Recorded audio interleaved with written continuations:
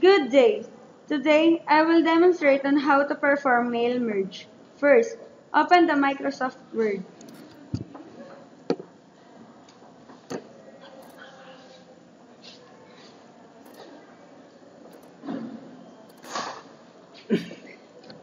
Second, choose from the options such as letters, email messages, envelope, labels, or directory and click Next. Third, select starting document.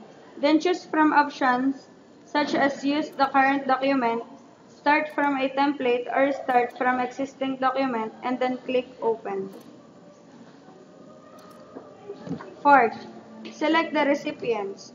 If you have not created a recipient list, choose the type next list and click create. And the new address list, then a dialog box will appear, then click new entry to add names and click cancel.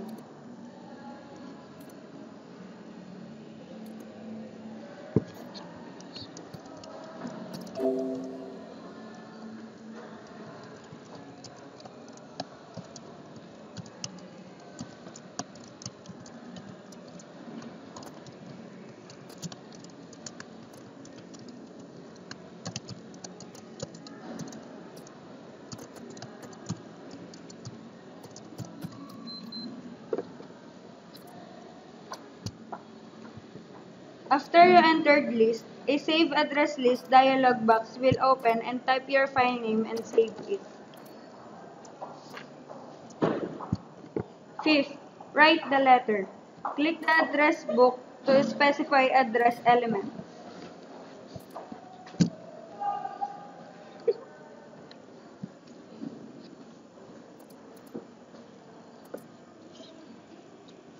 Then click greeting line and then click next.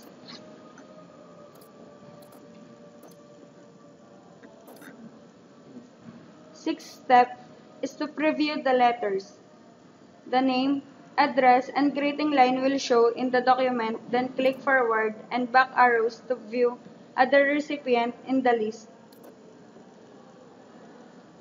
Also, you can edit recipient list.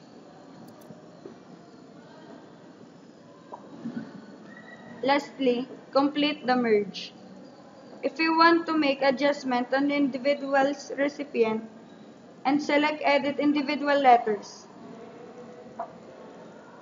That's all. I hope you learned something. Till next time.